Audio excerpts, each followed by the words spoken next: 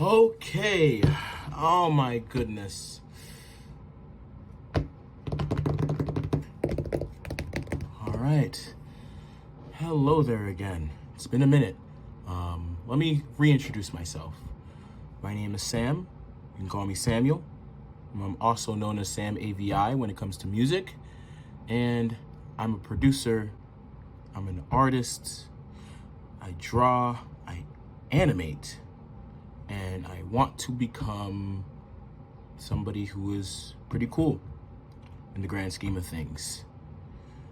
It's been 3 episodes of Sam Sketch Stories, and you're wondering why there was a huge gap between episode 3 and episode 4. So, let me explain what happened. Let's start with the sketchbook. You already know, if you already seen the previous episodes, but I'm going to kind of re-explain it. The sketchbook was the first sketchbook that I decided to go ahead and do daily drawings in. And I pretty much went ahead and I finished it. I finished in the time between when I recorded episode 3, which that was back in New York, so that was like a little bit ago, few weeks ago. In that time, so many things have happened. This is actually volume 1. I don't know if you could see this. You can barely see this at all. This is volume 1 of my sketchbook series. And yeah, did a lot of things in here.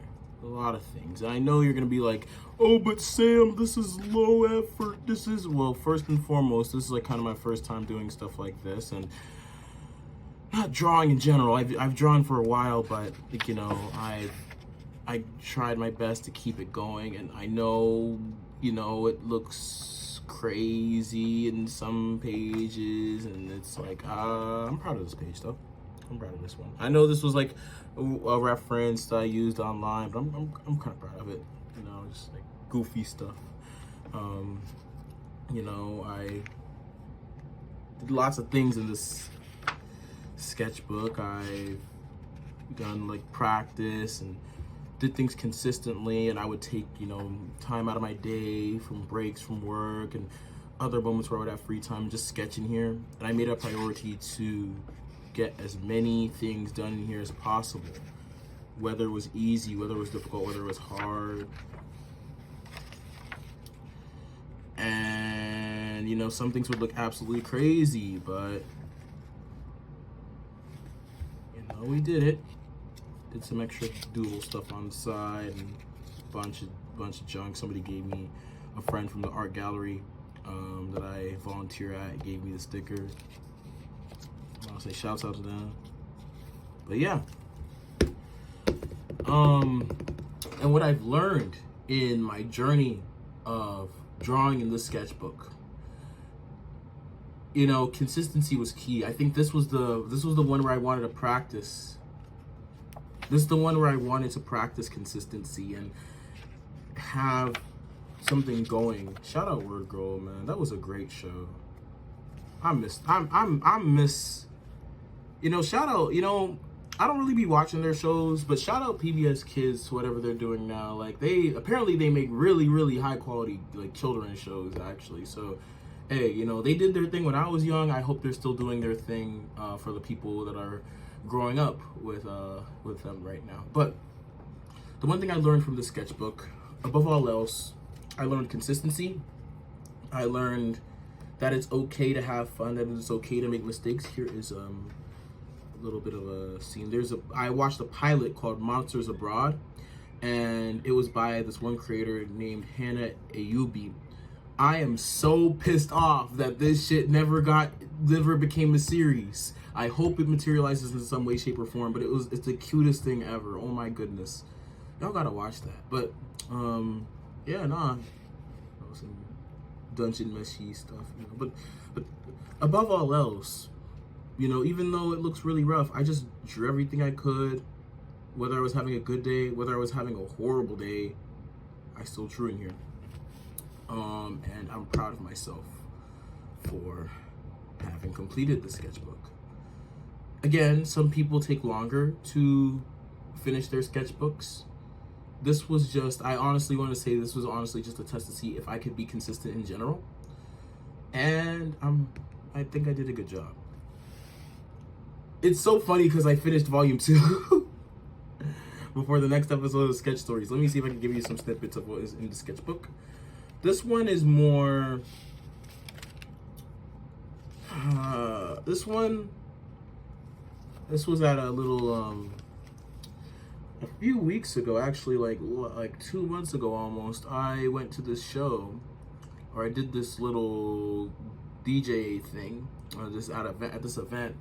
I'll post about it like soon after I upload this. This was at like the actual event, and I was like actually drawing while the DJ was over there doing his thing, and it was really, really cool. Now, real quick, before I forget, you are all wondering, why am I doing this whole art thing? I am proud to say that I finished 3 little short films. They will be uploaded to YouTube very soon. I'm also going to see if I can make a Vimeo account. I don't know if I'm going to post them to Vimeo. It might just be YouTube. Now, in terms of like art, just art in general, I'm also happy to say that I have a Kara account. It's currently, at the moment of recording, it's under construction, but this will be where my future portfolio will be. And if you want to check out any art pieces, any artworks, that's going to be where it is. So Kara, this is going to be my name. I'll put up my username, everything right here. If you want to check it out, that is my account. So you'll be able to see all of my future artworks when they're finished and when they're posted. You'll be able to see like projects, just sketches and stuff like that, all on there. All right, I'm gonna have there will be more details about it. You know, I'll try to make a community post on it, but I'm gonna let everybody know this is my Kara account. This will be where the majority of the art stuff will be. I will also post art stuff on my other platforms, including the animated short films. I'll have more details. I think that might be in a separate video. But yes, I have made a Kara account. There will also be more art content coming in as well.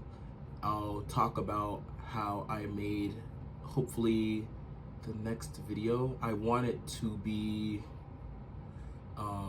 focusing on how I made my first short film in Toon Squid. I'm gonna see if I can talk about all of that, you know, but for now, let's just get this episode, you know, going. Let's continue. With volume 2 of the sketchbook, I did a lot more doodles. I would try to go out of my way and draw stuff I would see. I would try to go out of my way and draw stuff I would see in person, or just let my brain do the work. I did a lot more like figure drawing stuff. I know it looks like it's all over the place, but it's kind of like the point, you know, just letting my brain run wild. And that's one thing. If you're a beginner creator, always letting, you know, your brain run wild and you being okay with making mistakes is going to be very essential in order for you to progress as a creative being. Got some extra sketches of things I've seen in real life, and you know, I decided to just go crazy with it. I don't like the format of the sketchbook. The reason is because like this spiral just came apart, and I just didn't. I don't know if it was just the way I put it in my bag, but the spiral just came apart. This is by Muji. Usually they make really good sketchbooks, but usually I would see people get the ones without the spiral, and now I understand why people don't sketch with the ones with the spiral, because it comes apart. I'm not a fan of that at all. In fact, I think I just didn't really enjoy keeping this sketchbook with me because it wasn't necessarily as intuitive. Now, the previous sketchbook got damaged in the rain during that New York trip, unfortunately, so it kind of like started to come apart. And I talked to my girlfriend about it, and she was like, no, that's actually a good thing, because that proves that you take it everywhere truly, and that you are willing to mess it up. You're willing to let it get beat up because you actually want to go out of your way and sketch no matter what the weather is like, no matter what you do. I drew this little plushie I found at the local bookstore. And, you know, I draw some pictures. This is some more stuff from life. Yeah, some more. This is like a picture that was on a website. And I'll actually put you on game. This is a picture from the site lineofaction.com. I think that's the link. And that is where I usually use, I use that to get, to do figure drawing. I use that to try to learn how to do like quick gestures and figure drawing and stuff like that. So if you want to get practice, that is a good website that I recommend. It's free. And you'll be able to do like different types of poses and stuff like that. You know, you're gonna have days where you have designs that are not really the best or just designs that are like crazy. And that's one thing. I drew a lot in pen because it was in pen, like, you know, if you mess up, you're cooked. If you mess up, you're cooked. But that's the fun thing about it. You have to kind of just stick with what you make your mistakes and let it happen. This was my birthday. I drew the plate before the food came in. It didn't even look that great, but hey, you know, you gotta draw. You gotta draw no matter how good you're feeling, no matter how bad you're feeling, even if it's limited, even if it looks all right, it looks good, it looks bad to you, whatever, you just have to keep doing it. You're not gonna get better by not doing anything, and you know, it's just all over the place, you know, all over the place, all wacky, all goofy, and it's just really, really cool, you know. Let me see what other page I can show you. You know, of course, the sketchbook is also a great place to practice things that can help with your fundamental skills, as you can see with these shapes right here.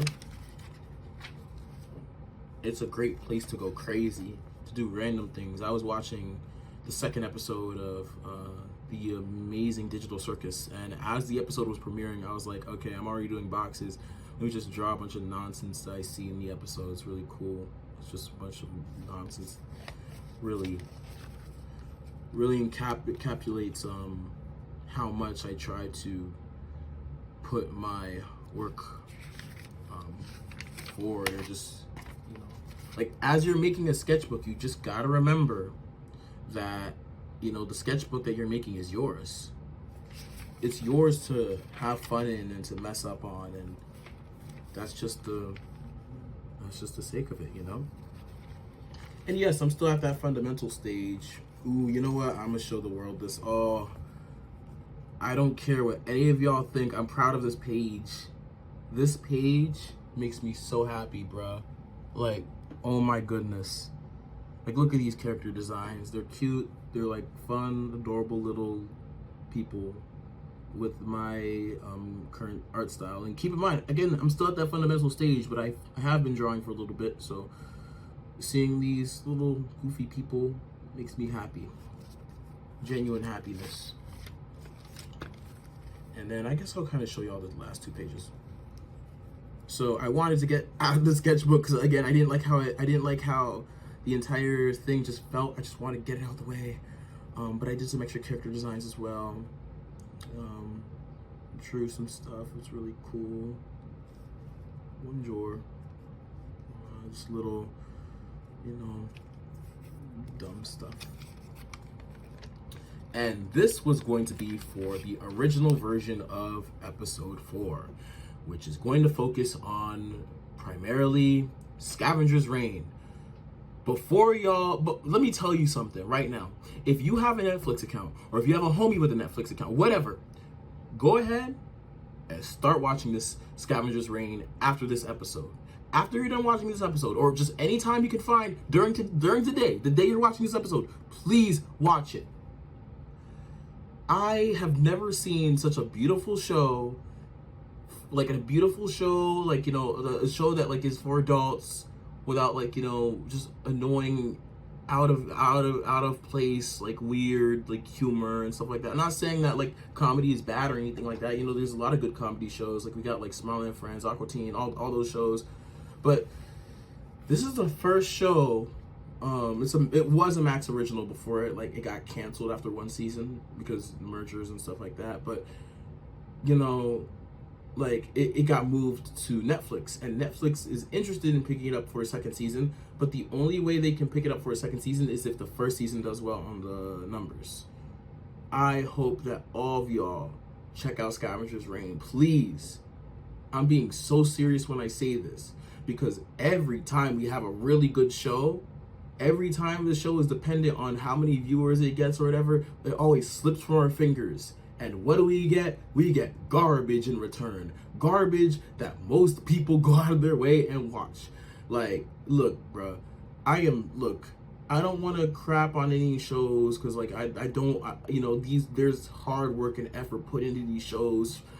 Like, if you look inside of how the industry works, I'm a lot more careful on what I say about shows after learning about how the animation industry goes. I am a lot more careful on how I talk about shows or critique shows, because before I put my own opinion on it, I'm like, okay, these people, this team had to go out of their way and make this happen. I can't necessarily fault the team, for certain things that may go down in the show. Like, a great example of this is how people talked about, I'll make this brief, Thundercats Roar. Apparently the show was an absolute blast to work on. The people that were working on the show enjoyed it, but the world hated it because it came out at a really unfortunate time after the Thundercats 2011 show was canned because of DC Nation or whatever at the time. And I think the problem is that a lot of decisions that are made on the upper hand of the animation world are done without the creators' control, without any of the people's working on its control. They're just, the decision is just made, and then when something else is picked up, they get caught in the crossfire. And that is exactly what happened with Thundercats Roar. And I remember watching it a few years ago when I was going on from the bus, if I was going on a bus from school, late at night for some reason. And I watched it. I had some fun watching the show. It's not bad at all. It's a pretty fun little watch, and it's fun, it's goofy. But because of the fact that it coincided with the cancellation of another show that used that same IP, people shot on it. People sent death threats. People did terrible things or said terrible things about the people working on the show.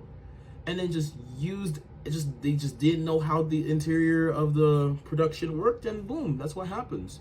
That's why people in the animation discourse, just always tend to just throw things in the garbage can. And you can't necessarily fault the people working on the show because, again, they had fun. It was a gig where, you could have fun during it. And again, I have never worked in the animation industry. It would be cool to, but at the same time, I understand it's really, really hard work. So I take that into consideration before I judge anything. I think that's a message that I actually want to put out for people who watch animation, whether it's American animation, Japanese animation, whatever. You got to look at, you just got to take a little bit of a peek on how it was like to make the show before you judge it. But, again, everyone's different. Everyone's entitled to their own opinions. My opinion is that you can say what you want about a show. I can say what I want about a show, but I'm also going to take into consideration the fact that it took, hours, eons to make the show. Back on Scavengers Reign, it's a really beautiful example of what happens when you let creators do what they want to do. And it is genuinely just a beautiful, beautiful experience. I think I have another page of the Scavengers Reign design. I think I sketched something in here in book 2. I want to go ahead and take a look and see where it is, what page it's on. It's a really beautiful page. Oh, I have a little nod to the cover. I think I actually created this little homie before. I put the same homie on the cover, just made an alternate version. This is a little cover friend on here. I could have sworn I had a page for Scavengers Reign. I know I drew something in relation to it. I think it might be on the first. Oh, there it is. Found it. I drew this background from Scavengers Reign as well. Again, very, very beautiful show. An amazing masterclass. A really engaging story. It makes everything just seem you know, really mysterious. It uses a lot of organic design language. The creatures are very beautiful and really scary, alien creatures, just a bunch of cool stuff. And this is a really unique take on sci-fi that you don't really see a lot in shows anymore. And if they do, they always have to kind of always relate back to just some type of like raunchy comedy or something that is just like references. And it's like, you know, I'm not saying those things are all bad. I'm just saying, like, you know, in the world of animation that's targeted towards older, like teens, young adults, you see really, really similar tropes in a lot of those shows. And I think Scavengers Reign just goes out of its ways to just book all of those tropes and just go out of its way and create a beautiful story with lots and lots of, you know, characters that you can find interesting, characters that you almost see the growth of or the collapsing of. You know, it's just really, really beautiful. And I 100%, you know, recommend that you all watch the show. It's a beautiful show. It's a masterclass. And I am not going to shut up about this show until it gets to season 2. I'm not going to shut up about this show. Far too many times have we just sat here and just let shows just go away like the wind and just not, you know, give them the acknowledgement or praise that they deserve until it's been years after it's premiered. We need to let Scavengers Reign get a season 2. All right. With that being said, you know, even, dang, look at this thing. It's breaking apart. It's like crazy. All right. It's volume 1, volume 2. Now that leads us to this. We are on volume 3. Technically it's supposed to be this way, but I started backwards for some ungodly reason. I went to a car show and I took a picture of this really cool car. I think it was like a new Z. The people call it the 400Z, but this is I saw a Nismo version, and this was very, very hard to draw because it was like a really complicated scene. So I just kind of like drew it in like a way that I was able to kind of like, you know, manage. I like the sketchbook because of just its mechanisms. There's no annoying, ooh, there's a little sticky note thing with a little person. I like the mechanism because there's no like stupid like spirals coming out. You just simply just close it. It's made out of a nice material, and yeah. Now,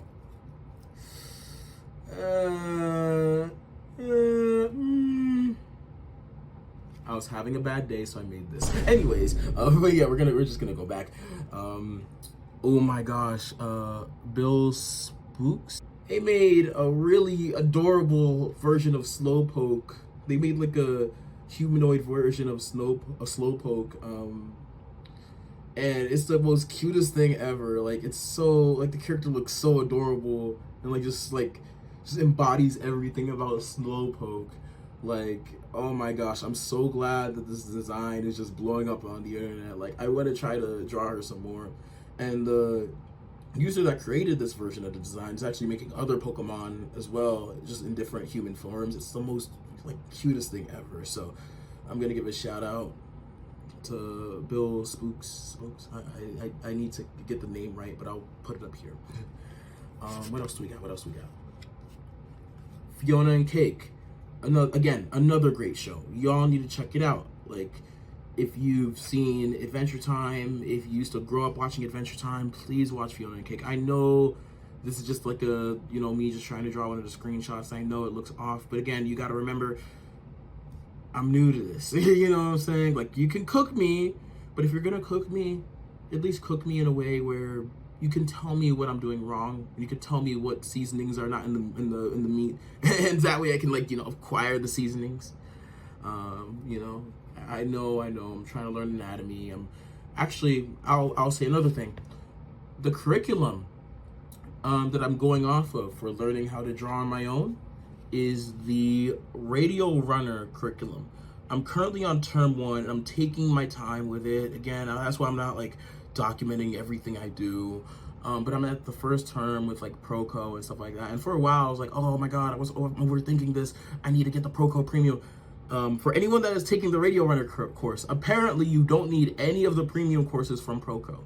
I think you only need the stuff that is under a paywall that you can't get for free, but I think you could also find plenty of art resources. I think we're at a point where like you can do a good chunk of the curriculum without spending a lot, if anything at all.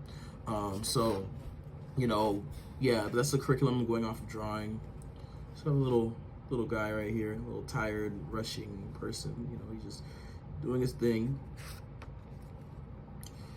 I was at a really cool barbecue a few days ago, and I tried drawing like this weird contraption grill thingy at the house, and you know, it was in front of the person that was talking to me about drawing, so it was a bit awkward, and like they wanted to see what I did. And it's really hard to say, hey, I'm an artist, I want to get good at drawing, I want to become an animator one day, and then you show them your drawings and it just looks off, or it doesn't look as appealing to you, and you don't know what the person's thinking. It's so nerve-wracking. It is very nerve-wracking and scary, because then they're going to be like, oh, look at him, he's just another ambitious person that probably won't be able to see the light of day of his own work. It's like not really great. But you know, just one thing about being an artist, that you have to be resilient. You have to be resilient, and you have to understand that, you know, you're not perfect, but chasing perfectionism isn't going to really take you anywhere. If you're at a point where you've done this thing for years and you're at least a little confident, you know, keep on learning, because that's one thing. You just got to keep on learning and keep the balance going. Got a little friend here. Drew some Sony Walkman design. So I drew this like little card Walkman, a modern Walkman over here, and then did the little character right here. There's a weird little funky hair. Some more doodles. I like this one. This is one of my favorite pages so far. I was just bored at a house and just drew this. Also, I like this character right here. Just a little funky character thing we got going on here. Drew some of my friend's place right here. And then I also did some Robo Bean, the Proco Robo Bean design. Let's see, some extra Robo Beans, more character designs. You know, ooh, I love this. Oh, this page is so cool. I love this page. I went crazy. My friend Drew fucking Alan. It's like, just Smiling Friends is also a really great show. You know, this is a great show. I am gonna put the spotlight on shows that I feel like are not being talked about as much. I feel like Scavengers Reign is being talked about a little less than Smiling Friends, so I'm gonna put Scavengers Reign on a bit more of a pedestal for this episode, because you probably already know what Smiling Friends is. But you know, they're all great shows. We're in an era where like you can now watch really great, you know, shows. If you're like older audience, you know what I'm saying? Like, you have quality content. You don't have to necessarily stick to the same old, you know, tried and true formula of a lot of shows right there. I drew a car. I drew Tulip from Infinity Train with a cool little jacket, and then, you know, some extra character designs, and then yeah, these are the first few pages. I think I did some extra Robo Bean stuff. Yeah, okay, Robo Bean practice 5. Okay, now we're gonna start with a blank, empty page, and we're gonna get started. Let's see what I can draw. That's the whole point. You're watching Sam Sketch Stories for somebody to draw. Let's see if I can freestyle something, or if I should draw something inspired by Scavengers Reign. Let me think. This is gonna be really hard, because like Scavengers Reign is a really beautifully detailed show. I'm gonna just go ahead and mark the date. And I just wanted to kind of talk about something while I just let my brain do the work. And I don't know, and please let me know in the comments. I mean, I don't know if I'm gonna really get a lot of comments on this one, but please let me know if you have any resources. But oh, it's 6. I'll just kind of make it look like a 6. Let me know in the comments how you feel about it. But I want to try to make I want to find out where it's the animators, like, I think I'll get something in mind. Gotta draw something. I want to see where the animators, like young new animators, like, you know, people around my age range, like, you know, the 21, 22, 23 age range. I want to see if there are spaces, if there are like online spaces, physical spaces, you know, around, you know, preferably the DMV area, where people can just come in, draw, animate, do their thing, and, you know, just go at it, like, you know, talk to people who are still learning the processes of growth and, you know, progress in their animations. Because the thing is, like, I'll be honest, I'm not going to animation school at the moment. I mean, I do a minor in animation, and that's like one thing in my class. Like, I'm going on as an animation minor. But the problem is that it's not a major, right? That's problem number A. B, like, the school I go to is not specialized in animation nor the arts. I mean, it does have an art component to it, but it's not focused on art as its main primary objective. It's more of like, oh, you're going there for business and IT and stuff like that. And I'll be honest, like, IT is my major, okay? But at the same time, I'm realizing more and more day after day that, you know, I love, as much as I love technology, you know, coding makes me scared, but drawing makes me happy. Creating things makes me smile, and it genuinely brings a sense of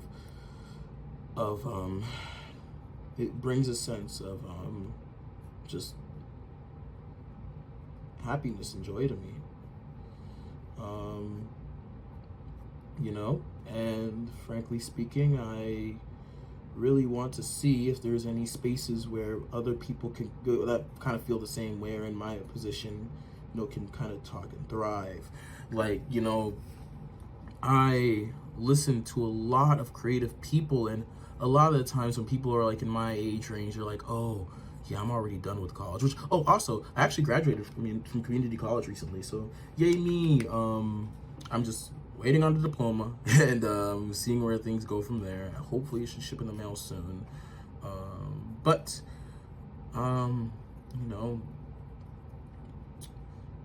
you know, in life, you don't always know if you are doing the right thing, or if you need to do something extra to do the right thing. Like, when it comes to just creating or just doing things, you know, it's very hard to know if you're on the right path, or if you feel like you are just not doing everything right, or if you're in the wrong spaces. Like, imposter syndrome, it really is real. It is real. And, you know, to have a sense of belonging for like the things you do, you know, it's hard to gain that for yourself. And it's easy to just say, oh, I don't belong here. This space isn't for me, you know. And I really wish, you know, people didn't feel that way. I wish I sometimes didn't feel that way. Like, it's very easy to get discouraged. My short film, my very first short film, I'll talk about it. It's like a very short. It's called Brain Along. It was a short film I made for school. It was my very first time, like, really animating, like, seriously, right? It was my very first time, and I'm proud of it. It almost, it goes out of its way and asks that question, you know, like, it's like, hey, you know, do I feel like I belong in this space, or do I feel like I am worthy, or I can, like, increase my knowledge and self-understanding of all this? And even after making that film, I still sometimes have that question to myself. You know, I spend hours just contemplating, like, hey, like, am I doing this right? You know, self-comparison, don't do that. You know, everyone has their own journeys, but I still do it myself, and it's not really healthy, frankly. Not to mention that, you know, if you ask people, you know, their journey, you know, sometimes people aren't going to say what their journey is. They're just going to say, oh, yeah, this is what I did. But, or they're not going to be specific. They'll be like, well, I'll give you like a little bit of a clue, but I'm not really going to tell you, which, I mean, yeah, go ahead and gatekeep, you know, it doesn't really matter to me. People are going to do that, but it's just so hard to figure out if what you're doing is right, you know. And one thing I really want to have is just, I want to be in a place where people that have a drive to animate, specifically to animate, where people have the drive to do that, and people like can hold themselves accountable for that, you know, where people have that drive, they can go in and they can do their thing and continue to create and help others out. And I want to be in a place like that. And I know what you're saying, like, oh, but you can join a Discord, you can join a group, but at least some of the ones that I've seen, you know, it's like I feel like, you know, when you want to like congregate, if that's the word, I think that's the word, congregate. If you want to congregate in a space where you want to, you know, show your work and create, you know, a lot of the times, like, people are just busy and the space just dies down, which is normal, right? Like, you know, everyone's busy, like, you know, a lot of us are adults and have a lot of things to do, whether it's schoolwork, whether it's like life, work, you know, just different elements like that. It's just really, really hard, you know, to have that space be made. And I feel like I'm not in LA, I'm not in like Vancouver, I'm not in New York, I'm not in a place where you can find people who have that same drive as you.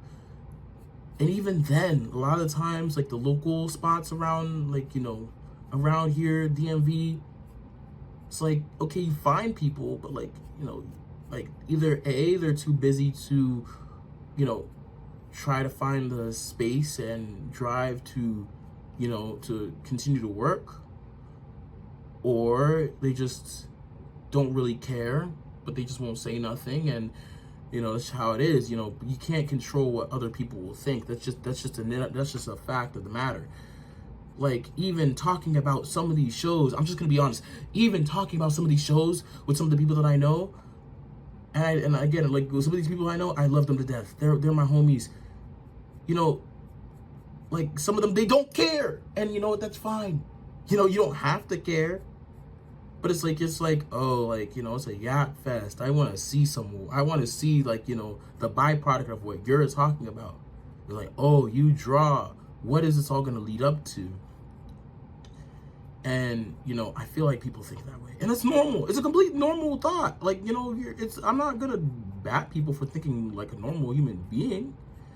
But it's like, I want to just, you know, just be with people who have that drive, that willingness to create something beautiful, the ambition to create something beautiful, and to just let their brain do the work, let their ambitions be the driving force of their work, and, you know, have that be the catalyst for their growth.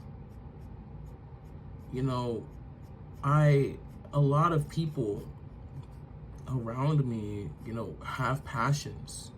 They want to do great things. They want to do beautiful things. And I love how people have passions.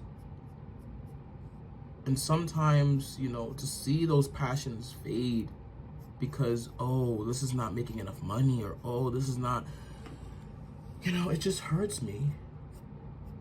There have been so many people that create, or that have the drive to create, that could be beautiful creators, and they just simply choose not to create.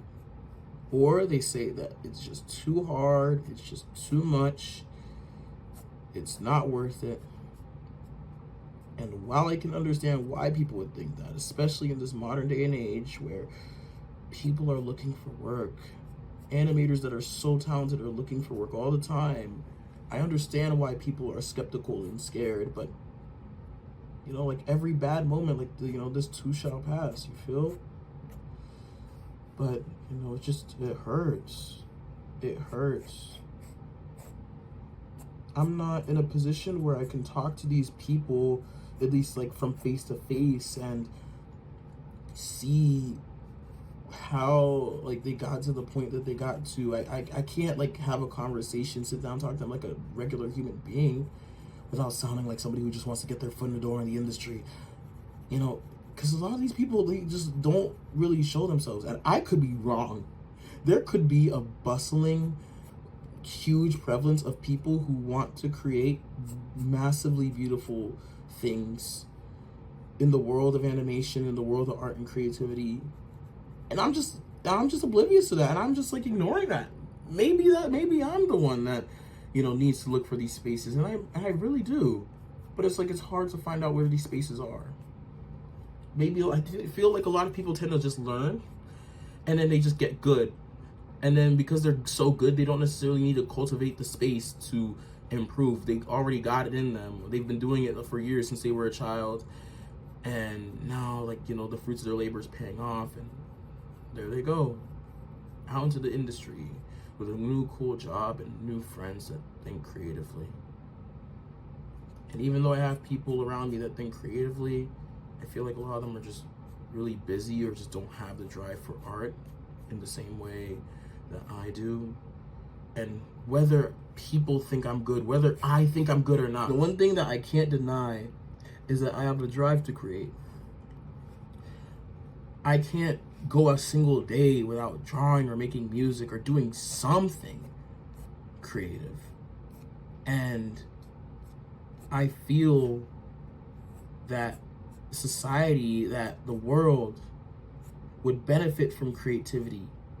I know people personally that could create, that I feel like they have the capability to create some of the most craziest, beautiful things ever. And they just don't want to, either because they just can't, either physically, either like it's a challenge for them physically or mentally, whatever have you. It's just, you know, for whatever reason, people just don't want to create, and or they just do it in such a limited basis because they already know what they actually want to do. And it just hurts, because I see so much potential in people and they don't want to do it. And I don't want to let that happen to me. You know, Scavengers Reign wasn't necessarily coined up in a day. You know, it took lots and lots of hard work. It took like a little short to get to where it needed to be. It took many years and attempts of hard work, trial and error. I can't imagine, you know, how much effort it took for the creators to get to where they needed to be in terms of the show. You know, and I feel like, you know, I feel like they had the benefit of having like-minded people around them to just help them with their creativity. So, you know, always being around people who have a similar drive to you is very important. And you know what? Like, one factor about life that I've heard, if you want to succeed, you have to be around like-minded people. You have to be around people who have the same energy to create as you. You have to be around people who want to draw as much as you, who want to cultivate a space as much as you do. Because if you're in a position where you're the only one that wants to cultivate a space and then no one else wants to, I feel like it would be beneficial to kind of see if there's anyone else who is willing to do that. You know? And I don't know where the spaces are. Maybe I'm just being oblivious. Maybe there's spaces all over the place and I'm just too closed-minded. Maybe I know the answer and I just answered the question myself. And it's just, you know, really, it's really easy to find out where spaces can be held and where people are. You know, sometimes I'm thinking to myself, like, maybe, like, I should go to Lightbox or something, or like, you know, go visit LA, like one of these years if I have the chance, you know, on an off year, to see if I could talk to people from the industry. But then if I'm, like, talking to people, like, oh, I don't want them to think I'm just talking to them because I want a job. No, I just like talking to creative beings. So just off rip, if you are a creative being, if you are one of my friends, if I know you personally, if I don't know you personally, whatever, if you are a creative being and have the drive to create, hey, follow me on Caro, send a comment, chat. You know, I want to see if I can build something. Because it almost hurts a little when I show people my work, or when I show others my work, and it's like, oh yeah, you have the drive, but, you know, hey, do you want to do it with me? Or hey, like, you know, like, I don't know if people want to do it with me. So if you want to draw, hey, if you want to create, hey, you know, like, it's very fun. It's really fulfilling to me. I'm borrowing a lot of elements from Scavengers Reign's design language in terms of, like, you know, just works, in terms of, like, the nature. I'm kind of drawing, like, a little bit of a area with, like, different just, like, shelters, almost like a cave area with little, like, broken pieces. I'll kind of add, like, little, like, mechanisms to them, you know. It's, like, really all over the place.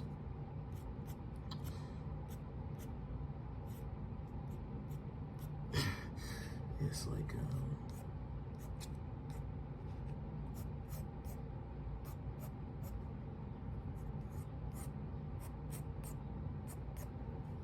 you know, this is just peaceful. I love this creativity stuff. It really makes me happy. It brings joy, it brings fulfillment to me. And look, I want to also, like, you know, be able to fund things like this. I mean, that's why I want to be able to still have enough to afford, you know, or enough to afford, like, equipment and other things like that. You know, I have really big ambitions, and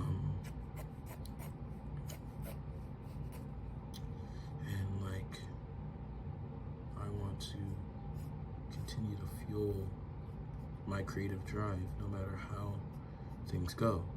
And I just love being creative, and sometimes I feel like when I talk to others about creativity, sometimes I feel like it lays upon deaf ears, and, you know, there's not really much I could do.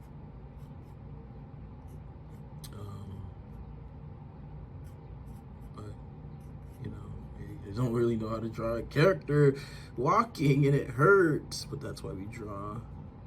That's why we practice.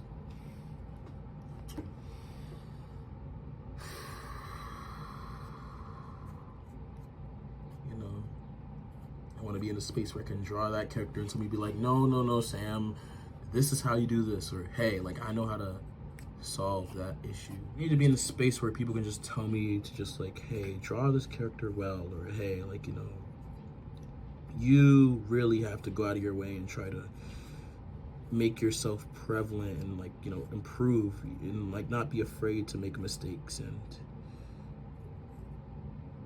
and just keep going.